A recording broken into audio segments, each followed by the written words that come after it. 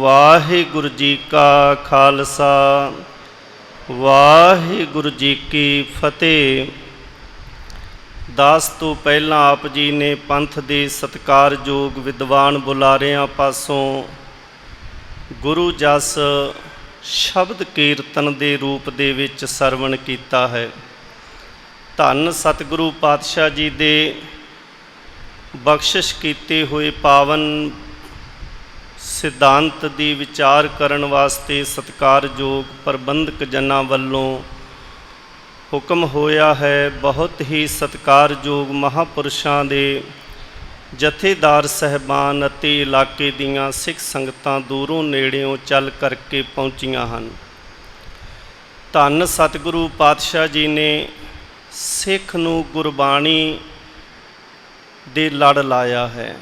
ਧੰਨ ਸ਼੍ਰੀ ਗੁਰੂ ਗ੍ਰੰਥ ਸਾਹਿਬ ਮਹਾਰਾਜ ਜੀ ਦੇ ਪਾਵਨ ਉਪਦੇਸ਼ ਨੂੰ ਜਦੋਂ ਆਪਾਂ ਪੜ੍ਹਦੇ ਹਾਂ ਤੇ ਸਤਿਗੁਰੂ ਪਾਤਸ਼ਾਹ ਜੀ ਕਹਿੰਦੇ ਸੰਸਾਰ 'ਤੇ ਮਨੁੱਖ ਆਉਂਦਾ ਹੈ ਤੇ ਆ ਕੇ ਚਲਾ ਜਾਂਦਾ ਹੈ, ਪਰ ਜਿਹੜੇ ਸੰਸਾਰ ਦੇ ਵਿੱਚ ਵਿਚਰ ਕਰਕੇ ਕੁਝ ਖੱਟ ਕੇ ਜਾਂਦੇ ਨੇ, ਕੁਝ ਸੇਵਾਵਾਂ ਨਿਭਾ ਕੇ ਜਾਂਦੇ ਨੇ, ਉਹਨਾਂ ਨੂੰ ਲੋਕ ਸਤਿਕਾਰ ਦਿੰਦੇ ਨੇ। ਉਹਨਾਂ ਦਾ ਇੱਥੇ ਆਉਣਾ ਵੀ ਸਫਲਾ ਹੈ। ਔਰ ਇਹ ਸੰਸਾਰ ਤੋਂ ਜਦੋਂ ਜਾਂਦੇ ਨੇ ਤੇ ਦਰਗਾਹ ਦੇ ਵਿੱਚ ਅਕਾਲ ਪੁਰਖ ਵਾਹਿਗੁਰੂ ਪਰਮਾਤਮਾ ਦੀ ਹਜ਼ੂਰੀ ਦੇ ਵਿੱਚ ਵੀ ਉਹਨਾਂ ਨੂੰ ਸਤਿਕਾਰ ਮਿਲਦਾ ਹੈ। ਪੰਜਵੇਂ ਪਾਤਸ਼ਾਹ ਸ੍ਰੀ ਗੁਰੂ ਅਰਜਨ ਦੇਵ ਮਹਾਰਾਜ ਜੀ ਦੇ ਪਾਵਨ ਬਚਨ ਫੁਰਮਾਨ ਕੀਤੇ ਹੋਏ ਧੰਨ ਧੰਨ ਧੰਨ ਜਨ ਆਇਆ ਜਿਸ ਪ੍ਰਸਾਦ ਸਭ ਜਗਤ ਤਰਾਇਆ। ਸਤਿਗੁਰੂ ਪਾਤਸ਼ਾਹ ਜੀ ਕਹਿੰਦੇ ਨੇ ਉਹਨਾਂ ਦਾ ਇਹ ਸੰਸਾਰ 'ਤੇ ਆਉਣਾ ਧੰਨ ਹੈ, ਜਿਨ੍ਹਾਂ ਦੇ ਪ੍ਰਸਾਦ ਦੇ ਅਰਥ ਨੇ ਕਿਰਪਾ, ਜਿਨ੍ਹਾਂ ਦੀ ਬਖਸ਼ਿਸ਼ ਤੇ ਸਦਕਾ, ਜਿਨ੍ਹਾਂ ਦੀ ਬਖਸ਼ਿਸ਼ ਤੇ ਸਦਕਾ ਸੰਸਾਰ ਦੇ ਵਿੱਚ ਸਾਰਾ ਜਗਤ ਜਿਹੜਾ ਹੈ ਉਹ ਤਰ ਜਾਂਦਾ ਹੈ। ਕਿਉਂਕਿ ਇਹ ਸੰਸਾਰ ਦੇ ਵਿੱਚ ਜਿਨ੍ਹਾਂ ਨੂੰ ਆਪਾਂ ਮਹਾਂਪੁਰਸ਼ ਕਹਿੰਦੇ ਹਾਂ, ਇੱਕ ਪੁਰਸ਼ ਹੈ, ਇੱਕ ਹੀ ਉੱਤਮ ਪੁਰਸ਼ ਹੈ, ਇੱਕ ਮੱਧਮ ਪੁਰਸ਼ ਹੈ। ਸੰਸਾਰ ਦੇ ਵਿੱਚ ਵਿਚਰਨ ਵਾਲੇ ਜੀਵ ਜਿਹੜੇ ਨੇ ਅਕਾਲ ਪੁਰਖ ਵਾਹਿਗੁਰੂ ਪਰਮਾਤਮਾ ਦੀ ਬਖਸ਼ਿਸ਼ ਲੈ ਕੇ ਆਉਂਦੇ ਨੇ, ਪਰ ਧੰਨ ਸਤਿਗੁਰੂ ਪਾਤਸ਼ਾਹ ਜੀ ਸਾਨੂੰ ਸਮਝਾਉਣਾ ਕਰਦੇ ਨੇ ਕਿ ਇਹ ਸੰਸਾਰ ਦੇ ਵਿੱਚ ਕੁਝ ਐਸੀਆਂ ਰੂਹਾਂ ਹੁੰਦੀਆਂ ਹਨ ਜਿਹੜੀਆਂ ਅਕਾਲ ਪੁਰਖ ਵਾਹਿਗੁਰੂ ਪਰਮਾਤਮਾ ਦੇ ਬਖਸ਼ਿਸ਼ ਕੀਤੇ ਹੋਏ ਭੰਡਾਰੇ ਦੇ ਵਿੱਚੋਂ ਦਾਤਾਂ ਲੈ ਕੇ ਆਉਂਦੇ ਨੇ। ਉਹ ਦਾਤਾਂ ਫਿਰ ਅੱਗੇ ਸੰਸਾਰ ਨੂੰ ਵੰਡਦੇ ਨੇ। ਭਾਈ ਗੁਰਦਾਸ ਜੀ ਫੁਰਮਾਨ ਕਰਦੇ ਹਨ, ਗੁਰਮੁਖ ਸੱਦੇ ਜਾਣ ਆਵਣ ਘੱਲਿਆ, ਕਿ ਉਹ ਸੱਦੇ ਇਸ ਸੰਸਾਰ ਤੋਂ ਚਲੇ ਜਾਂਦੇ ਨੇ। ਭਾਵੇਂ ਆਪਾਂ ਹਰ ਮਨੁੱਖ ਵਾਸਤੇ ਇੱਕ ਪੰਕਤੀ ਪੜ੍ਹਦੇ ਹਾਂ, ਜੇਹਾ ਚੀਰੀ ਲਿਖਿਆ ਤੇਹਾ ਹੁਕਮ ਕਮਾਹੇ, ਘੱਲੇ ਆਵੈ ਨਾਨਕਾ ਸੱਦੇ ਉੱਠੀ ਜਾਹੇ।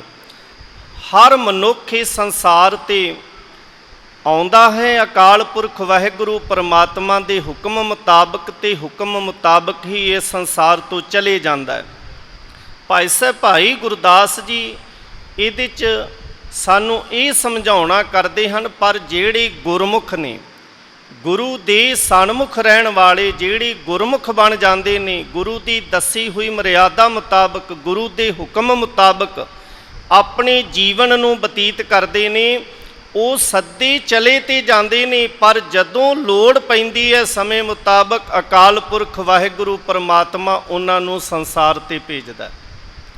ਜਦੋਂ ਲੋੜ ਪੈਂਦੀ ਹੈ, ਜਿਵੇਂ ਆਪਾਂ ਧਾਰਮਿਕ ਗ੍ਰੰਥਾਂ ਦੇ ਵਿੱਚ ਪੜ੍ਹਦੇ ਹਾਂ, ਜਦੋਂ ਵੀ ਸੰਸਾਰ ਦੇ ਵਿੱਚ ਲੋੜ ਪਈ, ਪੀਰਾਂ ਪੈਗੰਬਰਾਂ ਨੂੰ, ਅਵਤਾਰਾਂ ਨੂੰ, ਰਹਿਬਰਾਂ ਨੂੰ, ਦੈਵੀ ਪੁਰਸ਼ ਜਿਹੜੇ ਨੇ, ਰੂਹਾਨੀਅਤ ਦੇ ਮੁਜੱਸਮੇ ਜਿਹੜੇ ਨੇ, ਉਹਨਾਂ ਨੂੰ ਸ਼ਕਤੀਆਂ ਲੈ ਕੇ ਇਸ ਸੰਸਾਰ 'ਤੇ ਆਉਣਾ ਪਿਆ। ਦੂਸਰੇ ਪਾਸੇ ਜਦੋਂ ਆਪਾਂ ਪੜ੍ਹਦੇ ਹਾਂ, ਜਦੋਂ ਧਰਮ ਦੀ ਹਾਨੀ ਹੁੰਦੀ ਹੈ, ਜਦੋਂ ਦੈਂਤ ਬਿਰਤੀ ਵੱਧਦੀ ਹੈ, ਉਦੋਂ ਮਹਾਂਪੁਰਸ਼ਾਂ ਨੂੰ ਇਸ ਸੰਸਾਰ ਦੇ ਉੱਤੇ ਜਨਮ ਧਾਰ ਕੇ ਆਉਣਾ ਪੈਂਦਾ ਹੈ, ਅਤੇ ਉਹ ਸੰਸਾਰ ਦੇ ਲੋਕਾਂ ਨੂੰ ਰਸਤਾ ਦੱਸਦੇ ਨੇ, ਭਟਕਿਆਂ ਹੋਇਆਂ ਨੂੰ ਗੁਰੂ ਦੇ ਨਾਲ ਜੋੜਨਾ। ਧੰਨ ਸਤਿਗੁਰੂ ਪਾਤਸ਼ਾਹ ਜੀ ਦੇ ਪਾਵਨ ਬਚਨ ਆਪਾਂ ਜਦੋਂ ਪੜ੍ਹਦੇ ਹਾਂ ਤੇ ਪਾਤਸ਼ਾਹ ਕਹਿੰਦੇ ਮਹਿਮਾ ਸਾਧੂ ਸੰਗ ਕੀ ਸੁਣੋ ਮੇਰੇ ਮੀਤਾ, ਮੈਲ ਖੋਈ ਕੋਟ ਅਗ ਹਰੇ ਨਿਰਮਲ ਪੈ ਚੀਤਾ। ਕਿ ਅਸੀਂ ਇਸ ਸੰਸਾਰ ਦੇ ਵਿੱਚ ਰਹਿਣਾ ਹੈ ਤੇ ਜਿੰਨਾ ਚਿਰ ਸੰਸਾਰ ਦੇ ਵਿੱਚ ਵਿਚਰਨਾ ਹੈ, ਜੇ ਲੋੜੇ ਸਦਾ ਸੁਖ ਭਾਈ, ਸਾਧੂ ਸੰਗਤ ਗੁਰੈ ਬਤਾਈ, ਊਹਾਂ ਜਪੀਐ ਕੇਵਲ ਨਾਮ, ਸਾਧੂ ਸੰਗਤ ਪਾਰ ਗ੍ਰਾਮ। ਪਾਤਸ਼ਾਹ ਕਹਿੰਦੀ ਇਸ ਸੰਸਾਰ ਦੇ ਵਿੱਚ ਜੇ ਅਸੀਂ ਚੰਗੇ ਮਨੁੱਖਾਂ ਦਾ ਸੰਗ ਕਰਾਂਗੇ, ਸਤ ਸੰਗੀ ਬਣਾਂਗੇ, ਤੇ ਮਹਾਪੁਰਸ਼ ਜਿਹੜੇ ਨੇ ਜਿਨ੍ਹਾਂ ਨੂੰ ਆਪਾਂ ਸੰਤ ਕਹਿੰਦੇ ਆ, ਭਗਤ ਕਹਿੰਦੇ ਆ, ਬ੍ਰਹਮ ਗਿਆਨੀ ਕਹਿੰਦੇ ਆ, ਇਹ ਪਦਵੀ ਪਾਤਸ਼ਾਹ ਵੱਲੋਂ ਬਖਸ਼ਿਸ਼ ਕੀਤੀ ਹੋਈ ਹੈ। ਭਗਤ ਕਬੀਰ ਜੀ ਦੇ ਜਦੋਂ ਆਪਾਂ ਪਾਵਨ ਬਚਨ ਪੜ੍ਹਦੇ ਹਾਂ ਤੇ ਉਹ ਕਹਿੰਦੇ ਸੰਤ ਰਾਮ ਹੈ ਏਕੋ। ਸਤਿਗੁਰੂ ਪਾਤਸ਼ਾਹ ਜੀ ਦੇ ਪਾਵਨ ਬਚਨ ਸਾਨੂੰ ਵਾਰ-ਵਾਰ ਇਹ ਸਮਝਾਉਂਦੇ ਹਨ ਕਿ ਉਹਨਾਂ ਪਿਆਰਿਆਂ ਦਾ ਤੂੰ ਸੰਗ ਕਰ ਜਿਨ੍ਹਾਂ ਦਾ ਸੰਗ ਕੀਤਿਆਂ ਤੇਰਾ ਜੀਵਨ ਜਿਹੜਾ ਹੈ ਉਹ ਸਫਲ ਹੋ ਜਾਵੇ। ਤਿੰਨ ਤਰ੍ਹਾਂ ਦੇ ਮਨੁੱਖ ਇਸ ਸੰਸਾਰ 'ਤੇ ਆਉਂਦੇ ਨੇ। ਜਦੋਂ ਆਪਾਂ ਰੂਹਾਨੀਅਤ ਦਾ ਵਿਸ਼ਾ ਪੜ੍ਹਦੇ ਹਾਂ, ਇੱਕ ਹੁੰਦੇ ਨੇ ਕਾਰ ਕਰਨ ਵਾਲੇ। ਕਾਰ ਦੇ ਅਰਥ ਨੇ ਕੰਮ। ਜਦੋਂ ਅਸੀਂ ਆਮ ਮਨੁੱਖ ਜਿਹੜਾ ਉਹ ਸਿਰਫ ਆਪਣੇ ਕੰਮ ਨਾਲ ਮਤਲਬ ਰੱਖਦਾ ਹੈ, ਆਪਾਂ ਵੀ ਕਹਿੰਦੇ ਸਾਨੂੰ ਸਾਡੇ ਕੰਮ ਦੇ ਨਾਲ, ਸਾਨੂੰ ਆਪਣੇ ਕੰਮ ਦੇ ਨਾਲ ਮਤਲਬ ਹੈ, ਸਾਨੂੰ ਕਿਸੇ ਨਾਲ ਮਤਲਬ ਨਹੀਂ। ਦੁਨੀਆ ਦੇ ਜ਼ਿਆਦਾਤਰ ਮਨੁੱਖ ਆਪਣੇ ਵਾਸਤੇ ਕੰਮ ਕਰਦੇ ਨੇ, ਤੇ ਜਦੋਂ ਇਹ ਸੰਸਾਰ ਤੋਂ ਜਾਂਦੇ ਨੇ, ਜਿਹੜਾ ਆਪਣੇ ਵਾਸਤੇ ਕੰਮ ਕਰਦਾ ਹੈ ਉਹਦਾ ਨਾਂ ਉਹਦੀ ਇੱਕ ਪੀੜ੍ਹੀ ਵੀ ਨਹੀਂ ਲੈਂਦੀ। ਅੱਜ ਦੇ ਸਮੇਂ ਦੇ ਵਿੱਚ ਜਦੋਂ ਆਪਾਂ ਵੇਖਦੇ ਹਾਂ ਤੇ ਜਿਹੜਾ ਆਪਣੇ ਵਾਸਤੇ ਕੰਮ ਕਰਦਾ ਹੈ ਨਾ, ਆਪਣੀ ਦੁਕਾਨ, ਆਪਣੀ ਜ਼ਮੀਨ, ਆਪਣਾ ਘਰ, ਤੇ ਉਹਦੇ ਬੱਚੇ ਜਿਹੜੀ ਇੱਕ ਪੀੜ੍ਹੀ ਹੈ ਉਹ ਵੀ ਉਹਨੂੰ ਪੁੱਛਦੀ ਨਹੀਂ ਤੇ ਉਹਨੂੰ ਯਾਦ ਨਹੀਂ ਕਰਦੀ।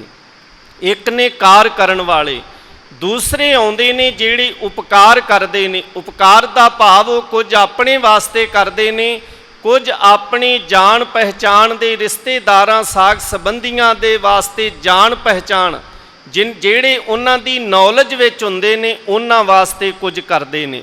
ਉਹਨਾਂ ਨੂੰ ਕਹਿੰਦੇ ਉਪਕਾਰ। ਉਪਕਾਰ ਕਰਨਾ, ਜਾਣ ਪਹਿਚਾਣ ਵਾਲਿਆਂ ਦੇ ਉੱਤੇ ਉਪਕਾਰ ਕਰਨਾ। ਤੇ ਉਹਨਾਂ ਨੂੰ ਵੀ ਲੋਕ ਜਿਹੜੇ ਨੇ ਉਹ ਥੋੜ੍ਹਾ ਸਮਾਂ ਯਾਦ ਰੱਖਦੇ ਨੇ। ਇੱਕ ਪੀੜ੍ਹੀ ਜਾਂ ਦੋ ਪੀੜ੍ਹੀਆਂ ਕੋਈ ਯਾਦ ਰੱਖਦਾ ਹੈ, ਉਸ ਤੋਂ ਬਾਅਦ ਉਹਨਾਂ ਨੂੰ ਵੀ ਭੁੱਲ ਜਾਂਦੇ ਨੇ। ਤੀਸਰੀ ਜੋ ਸ਼੍ਰੇਣੀ ਹੈ ਉਹ ਹੈ ਪਰ ਉਪਕਾਰ।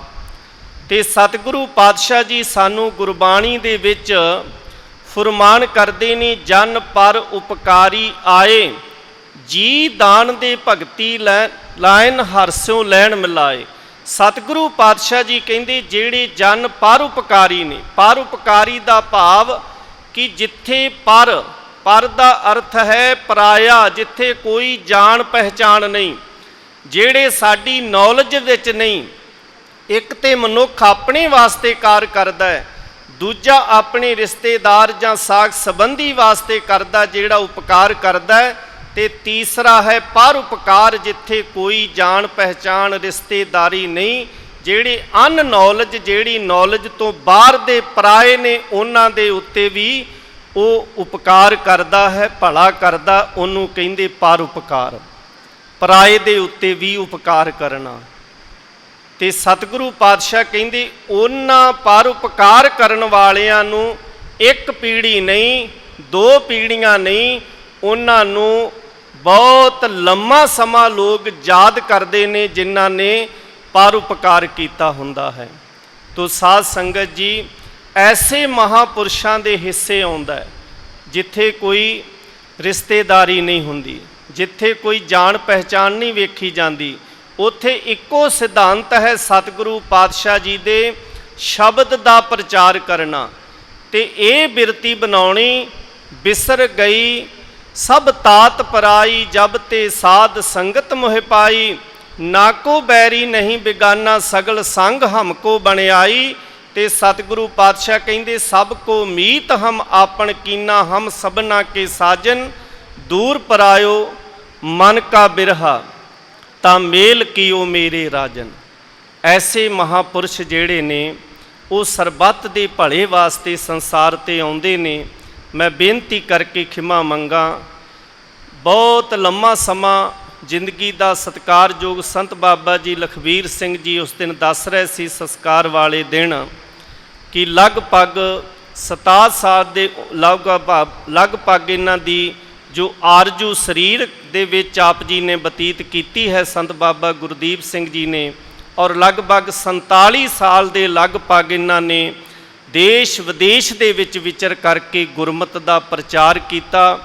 ਹਜ਼ਾਰਾਂ ਪ੍ਰਾਣੀਆਂ ਨੂੰ ਗੁਰੂ ਦੇ ਲੜ ਲਾਇਆ ਵਿਚਰ ਕੇ, ਉਹਨਾਂ ਲੋਕਾਂ ਦੇ ਵਿੱਚ ਵਿਚਰ ਕੇ ਜਦੋਂ ਸਾਈਕਲ ਤੇ ਜਾ ਕੇ ਗਰੀਬ ਘਰਾਂ ਦੇ ਵਿੱਚ ਪ੍ਰਚਾਰ ਪ੍ਰਸਾਰ ਕਰਦੇ ਹੋਏ ਸਤਿਗੁਰੂ ਪਾਤਸ਼ਾਹ ਜੀ ਦੇ ਸਿਧਾਂਤ ਦੇ ਨਾਲ ਸੰਗਤਾਂ ਨੂੰ ਜੋੜਿਆ ਹੈ। ਐਸੇ ਮਹਾਂਪੁਰਸ਼ ਜਿਹੜੇ ਉਹਨਾਂ ਨੂੰ ਸੰਗਤਾਂ ਹਮੇਸ਼ਾ ਯਾਦ ਰੱਖਦੀਆਂ ਹਨ। ਤੋ ਸਾਧ ਸੰਗਤ ਜੀ, ਸਤਿਗੁਰੂ ਪਾਤਸ਼ਾਹ ਦੇ ਚਰਨਾਂ ਵਿੱਚ ਇਹੀ ਬੇਨਤੀ ਹੈ ਕਿ ਮਹਾਂਪੁਰਸ਼ਾਂ ਦੀ ਚਲਾਈ ਹੋਈ ਸੰਪਰਦਾ, ਚਲਾਈ ਹੋਈ ਮਰਿਆਦਾ ਦੇ ਮੁਤਾਬਕ ਅੱਗੇ ਵੀ ਇਸੇ ਤਰ੍ਹਾਂ ਹੀ ਪ੍ਰਚਾਰ ਪ੍ਰਸਾਰ ਜਿਹੜਾ ਹੈ ਇਹ ਸੰਸਥਾ ਨਿਭਾ ਰਹੀ ਹੈ। ਗੁਰੂ ਪਾਤਸ਼ਾਹ ਕਿਰਪਾ ਕਰਨ, ਬਖਸ਼ਿਸ਼ ਕਰਨ।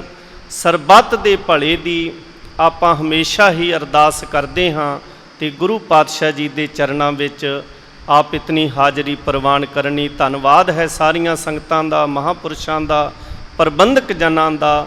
ਤੋ ਸਤਿਗੁਰੂ ਪਾਤਸ਼ਾਹ ਕਿਰਪਾ ਕਰਨ, ਪਰਿਵਾਰ ਨੂੰ, ਸਾਕਾਂ ਸੰਬੰਧੀਆਂ ਨੂੰ, ਸਾਰੀਆਂ ਸੰਗਤਾਂ ਨੂੰ। ਇਹ ਵਿਛੋੜਾ ਬਹੁਤ ਇੱਕ ਅਕਹਿ ਹੈ, ਲੇਕਿਨ ਸਤਿਗੁਰੂ ਪਾਤਸ਼ਾਹ ਸਾਡੇ 'ਤੇ ਕਿਰਪਾ ਕਰਨ।